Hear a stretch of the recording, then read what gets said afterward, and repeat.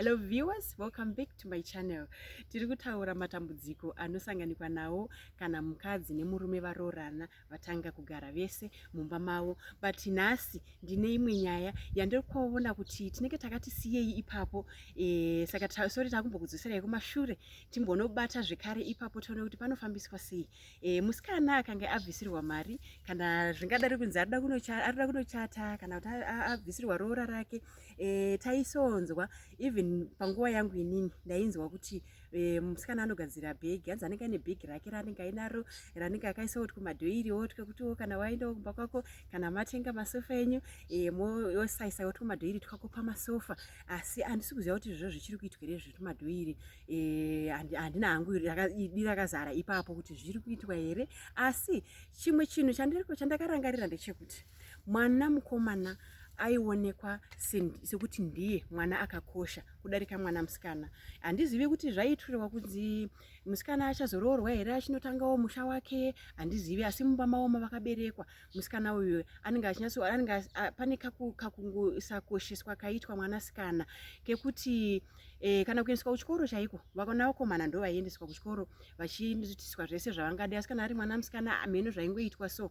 Saka zvino ira yatave ino iyi vanasikana vakuendawo kuchikoro kuya vata madigiri voendawo kumayunivhesiti voita madigiri avo. Tine mapilots vanasikana, tine mamedical doctors vanasikana, tine maengineers vanasikana. Saka chinoitika ndechekuti mwana uyu atoendawo apedza kuyunivhesiti kwake, mwanasikana uya akwanisa kutotenga imba yake, akwanisa kuita atenga imba yake anoisawo furniture yakanaka, akwanisa kutoita imba yake yakanaka. So vakomana obviously ndo zvavanga vagara vachiita. Saka nyaya yatoda kuti tikurukure nezvayo nhasi ndeyekuti kana vaviri ava vakutinotanga kunogara mumavo yava kunotanga as Mr and Mrs Chimuti, zvanga zvina Melissa achaenda nazvo here kumba uku kwava kunotanga kugara uku? Zvanga zvino Robert ari kuuyawo here nazvo mumba umumu? Kana kuti vanhu ava kufanira kuti vatange kuti vaite furniture yavo inyowana tangai kubva matenga kuti spoon izvi zvamanga muinazvo kare izvi zvinotengeswa here, zvinopiwa hama here? Semazuva ese ndina Bevan ndiye anenge achindibatsira achititsanangurira achitionesa kuti zvinoita sei. Welcome back to my channel Bevan. Thank you so much, Barbara. And thank you so much for your time. Bevan, takumbira kuti tsananguriro nyaya yatapinza mudariro. Aiwa, nyaya yamapinza mudariro yakanaka. Inini ndinofunga kuti chekutanga ngatimbodzokerai pamanyatsokubvunza pekuti mwana musikana aisakosheswa zvakafanana nemwana mukomana. Ndakaedza kuongorora nyaya iyi kuti nditi ndizvo here zvainyatsoitika in reality, nekuti tinozvinzwa makawanda kuti mwana musikana anga asingakosheswi. But ndichinyatsokuongorora zvaizotaurwa kunzi mwana mukomana ndiye aendeswa kuchikoro. Asi ndakatarisa kuti chikoro chakatanga papi? Chikoro chakatanga varungu ava vatouya. Saka tinotarisira kuti Union Jack yakasimudzwa muHarare muna 1890. Saka tikati kare vanhu vaisakoshesa vana vasikana, tiri kutaura kare kekubva 1890 here? Kana kuti kare kacho katiri kutaura ndekapi? Nekuti zvechikoro izvi zvakatangira varungu vauya kare chaiko vanhu vedu vaisaenda kuchikoro. But hamuna kutadza kubvunza izvozvo nekuti vanhu vazhinji ndo zvanotaura kuti vana vasikana vaisaendeswa kuchikoro. Asi ndinoziva mumwe murayiridzi akadzidzisa mai vangu inini achitoriko, nanhasi nemurume wavo vese vachiriko. Asi murayiridzi wechidzimai akadzidzisa mai vangu inini aitove mwanasikana kumba kwavo kwaakabereka, zvekuti ndichizvitarisa kuti ndizvinyatsokuzvibvuma kuti vanasikana vaisaendeswa kuchikoro here. Kune vanhu vakawanda vatinozoona nhasi vachembere dzinototaura chirungu zvakanaka chaizvo chaizvo, vanototaura kuti vakatoendawo mastandard 6. Tete vangu inini vakasvika standard 6. Pane vamwe vakadzi vakawanda vandinoziva vaienda kuchikoro. I think zvinoenderana nefamily yaibva vanhu kuti vati vavo havaendesi nekuda kwekuti kana mari yashota zvaizongoitikawo ndezvekuti kana paine mukomana nemusikana vadaenda kuchikoro, pamwe paizonzi mukomana ngaaende nekuti anozoroora, anozoda kuchengeta mhuri. But otherwise kuendeswa kuchikoro kwevanasikana kwaiitwa kubva kare. Sezvandakutaurirai, mai vangu vakadzidziswa nemunhu wechikadzi achiriko nanhasi. Kana ndikabvunza ipapo kuti vangadaro vakadzidziswa grade ani? handifunge kuti vangatore offense nekuti vanhu vatinozivana navo vakanaka. Mr and Mrs Mutsekwa vachiriko nanhasi vakazoita maheadmaster naheadmistress. I think mai vangu vakaita sub A sub B panguva yacho iyoyo. Vana mai Mutsekwa navamutsekwa pandakatanga grade 1 inini vakanga vachiri pachikoro patakadzidza paMutoko primary school, vari headmaster vamutsekwa. But mai vangu vakatombodzidziswa namai Mutsekwa kumasub something, I think it was 1959 1960. Saka kuti tibva tati vasikana vaisaendeswa kuchikoro, ndofunga zvaingoenderana nemhuri yaunenge uchibva. Uye ndakudzokera zvangu pakuti vanhu kana vachitaura, let's look at things objectively, kuti ndizvo here zvaibva zvaitwa. Nokuti kanyaya ikakoshwa kanotaurika kekunzi kuZimbabwe vanhu vaisakoshesa mwanasikana. Mwanasikana aikosheswa nemukosheserwo wake waaingoitwa wekunzi uyu musikana. Mukomana aikosheswawo semukomana. But vanhu vakanga vasina kutovenga vanasikana kuti havakosha havana basa. Dai vakanga vasingavakoshesi, dai vaisambovarodzawo vachitochajawo something. Ndinofunga kuti vanasikana vaikosheswa sevanasikana. Pane machengetedzerwo aitoitwawo vanasikana nemachengetedzerwo aiitwa vanakomana. But nyaya yechikoro yamataura iyi kwakuuya kwevarungu akazi kare stereki. Sezvatakataura muno muSouth Africa varungu vanga vatoya vane makore akawanda anotopfuura 250 pakazoya varungu kwedu. Saka kare kedu tinogona kunyatsoka patsanura kuti kare katiri kutaura ndekapi. But zvamabvunza zvakanaka ndo zvinotaurwa nevanhu vese mumastreets kuti kare vanhu vaisakoshesa mwana musikana. But inini ndakanyatso kuzozongorora ndikaona kuti kare katiri kutaura ndekapi, because vanasikana vanga vaine makosheserwo avo avanongoitwa ekutonzi vaitochengetedzwa nevakuru vavo kuti vazoenda kunoroorwa vakazara vari vanasikana vazere, vari mhandara. Vanasikana vane machengetedzerwo aitwa nemabasa aisaitwa nevanasikana, asi anenge achigona kunzi anoitwa nevanakomana, nekuti simba redu rakasiyana pavanhurume nevanhukadzi. Then tochienda panyaya yekuti yamabvunza kuti vana vaya varoorana. Pakuroorana kunoita vana mazuva ano sezvamataura, vamwe vana vamainjiniya, vamwe vamadoctors, mamedical doctors, vamwe malawyer, vamwe maaccountants. Anozvishandirawo basa rake. Ichokwadi chaiitwa paya paya kunzi mwanasikana ngaaende netumadhoiri twake. Usangoende uri empty handed kwaunoenda kunoroorwa. Ndo yanga iri the essence of the story. Usangoende usinawo chinhu chako semudzimai. At least you should have something. Saka kaidea kekuti uchinoroorwa endaoneka something. Zvinokupawo respect kwauri kuroorwa. Even iwewe pachako unogona kunge uine zvinhu zvako kana kutopuwa nevabereki chaiko kana hama ana tete naanani. Basa revabereki harisi rekungodya pfuma, ndere kutomekawo sure kuti mwana achienda kunoroorwa mamugadzirirawo here zvinhu zvokuti asvikewo ari munhu anoremekedzeka paari kuenda kunoroorwa. Saka kana sei asingashandi anorongedzerwa, anogadzirirwawo zvimwe zvinhu zvokuti anoendawo asingazonyadzisi, kwete kuti mwana anobva enda kunoroorwa haana kana gumbeze, haana kana chaainacho. At least ngapave nechimwe chinhu chekuti mwana achisvika anosvikawo aine ruremekedzo rwokuti akauyawo nechakati chaanogona kupawo zita kuti ichi ndechangu. Okay. Saka ndinofunga kuti kana mwana musikana anga ari kushanda, hapana chinhu chakashata chekutoti aende nezvinhu zvake zvaakatenga. Tichingozvitarisa semazuva anaya, sezvamataura kuti anogona kutotenga imba yake, anokwanisa kutenga midziyo yemumba, masofa, fridge and so forth. But dambudziko rinozoita kuti vamwe vanhu vafunga kuti hazina kunaka kuti munhu auye kuzoroorwa aine zvinhu izvozvo inyaya ye-entitlement manje, yekuzoti dzimwe nguva kana vanhu vakanetsana panozobuda mashoko ekunzi ibva pasofa rangu pawakagara, kana kunzi rega kubata firiji yangu samwe mvura yemufiriji yangu. Zvinoitika both ways, kuti mukomana akaroora aine mafiriji ake nemasofa ake, museva vanenge vagumburana nemukadzi anogona kuti ibva pasofa rangu, buda mubedroom mangu, buda mumba mangu. Izvozvo ndo zvinoita kuti vamwe vanhu vati aiwa rooranai musina chamuinacho. But hausi mutemo wekunzi munofanira kutoroorana musina chamuinacho. Kana muine zvamuinazvo imimi, zvakakosha kuti mutange muchitongori muchinoroorana, kana kuti machata, kana kuti kuroorana patsika dzechivanhu dzacho idzodzo, mobva mangoenda uyu nezvinhu zvake uyu nezvinhu zvake, mosvika mozvibatanidza zvoita zvinhu zvenyu mese kubva musi wamunoroorana. Ipapo maybe ndingazorambe ndakutsanangura nekuti pane nyaya dzakati kurei dziri legal dzandichazoda kutsanangura pamberi panyaya yematrimonial property iyoyo. Saka ndo zvandinofunga pane zvamabvunza pekutanga, but ndofunga tichaenda pa consequences of matrimonial property. in order to know kuti kana auya nazvo chii chingazoitike kuproperty yake in the case yekuti muchato waramba kufamba. Okay, saka iyi zvinenge zvazvo kuti kana makachata asi kana vanhu vasina kuchata, because I think zvamuda kuzotitsanangurira zvinenge zvakuenderana nekuti vanhu vachata here chapter ani iyo muchizotsanangurira vanhu kuti chapter yakati inoreva zvakati, chapter yakati inoreva zvakati, but kana vanhu vasina kunge vachata ndo pamuri kutsanangura imimi kuti zvinenge zvakanaka hazvo kuti vangogara wavo nezvinhu zvavo, vanhu at least pamwe vanenge vatori nepekutangira nezvamuri kureva.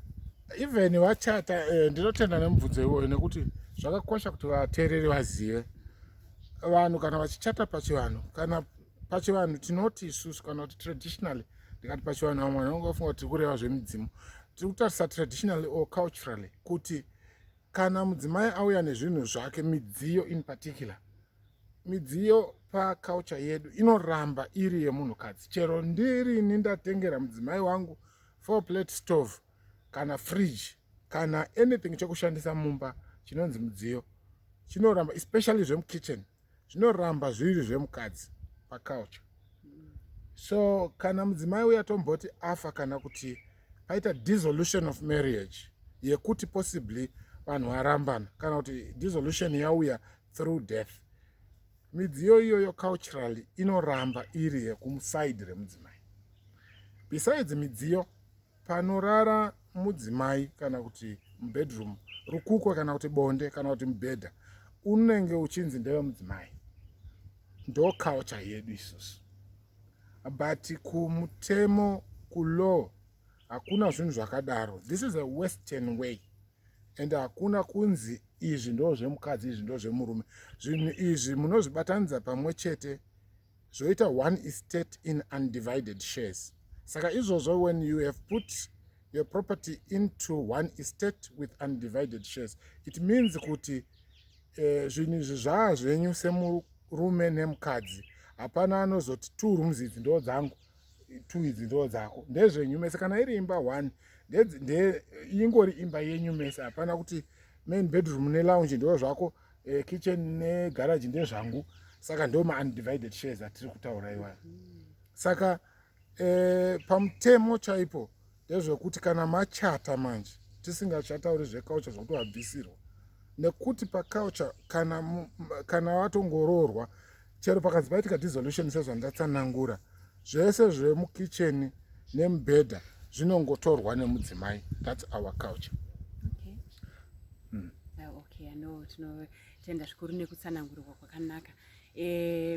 Tataura isusu kuti kukosha mwana ionekwa seakakosha mukomana, asi sezvatakambotsanangura tichiti tsika dzinoenderana nekwandaroorwa kana kuti kunobva munhu ndo zvinoitika.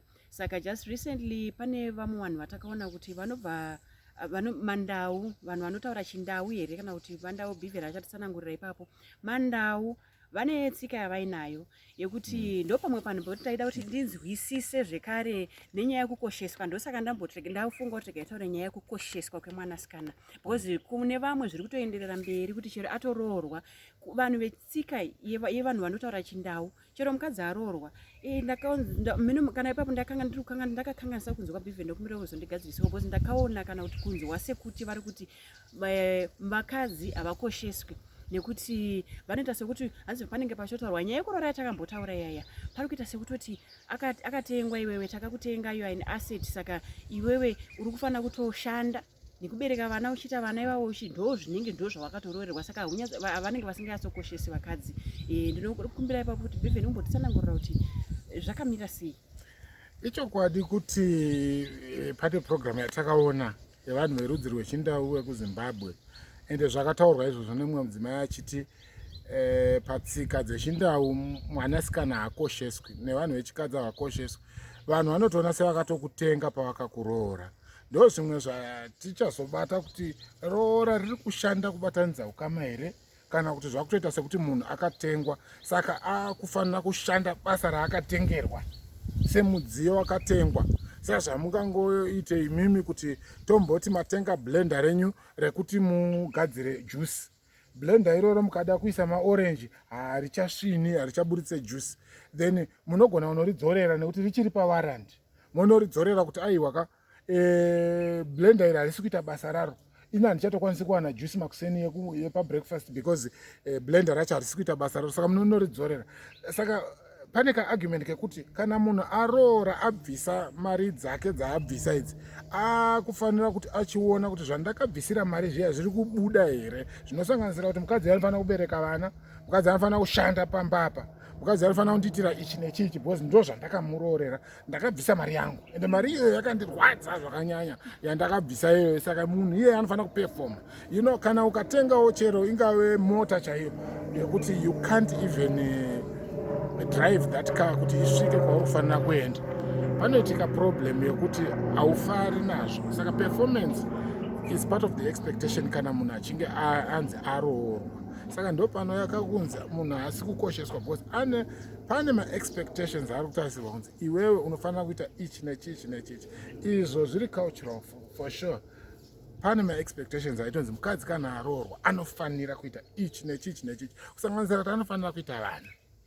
Saka kakusakosheswa ikako nawo kanounza disparity pakati pemukadzi nemurume. That's on the cultural side. But patsika dzatiri kusanganisa tisingazonyatsounzi muganhu wekuti izvi zvinoperera papi, izvi zvinoperera papi. Tine western culture yekuti vanhu vanoti vakanoroora then vanofanira kuzochata. Sezvatakambotaura kuti kazhinji kumachechi mazhinji vanototi unofanira kutochata. Saka tane tsika mbiri dzakabatanidzwa, but zvisina muganhu wekuti iyi yeculture inogumira papi, iyi western culture inozogumira papi. Saka tamboti paya kana maita zvekuchata, uyu anga aine zvinhu zvake, uyu aine zvinhu zvake, panenge pakuchida kuti pagadziriswe kuti muone kuti tongoisa zvinhu zvedu pamwe chete here, inonzi marriage in community of property, kana kuti toti iwewe zvako zvinogara zviri pazvo zvega, zvangu zvogara zviri pazvo zvega. Zvatazounganidza pamwe chete izvi ndo zvinozotariswa kunzi kana zvizosheyiwa, kana paine zvaitika zvakafanana nekurambana kana kufa ndo zvingasheyiwe. But zvangu zvandaya nazvo zvinoramba zviri zvangu, zvako zvoramba zviri zvako. Izvozvozvo itsika inonzi marriage out of community of property. Iyoyo out of community of property kuti muiite munofanira kutoita inonzi anti-nuptial contract, ANC. Anti-nuptial contract inoratidza kuti tiri kuti zvako ndezvako, zvotonyorwa kuti wakauya nefriji, wakauya nemubhedha, wakauya ne, then kana kuti vamwe vanoiti prenuptial contract. Saka izvozvozvo zvinofanira kuitwa kana muine maproperties akauya nezvako, uya nezvako. Izvi zvinoaplya kwete kuvanhu varoorana vari vasikana chete. Vamwe vanhu zvinoitika ndezvokuti vanenge vafirwa nevarume, vosiyirwa imba, panozouya mamwe makorokoza manje vanonyepera kunge vari kuda mudzimai akafirwa vachida kumutorera imba. And this is a very sad situation yekuti vamwe vanhu vanosiyirwa motikari nedzimba nevarume vavo pavanofa, kana kuti nevakadzi vavo pavanofa. But panozoita mumwe munhu anongouya kuzochata naye kuitira kuti anenge aona kana kuti akutorwarisa, ochata naye. Kana achata naye ozomutorera zvinhu zvese zvinosara zvava muzita remukadzi uyu. Saka takaona vanhu vakawanda vaichatiswa vari padeathbed, but after a few days murume uya otofa.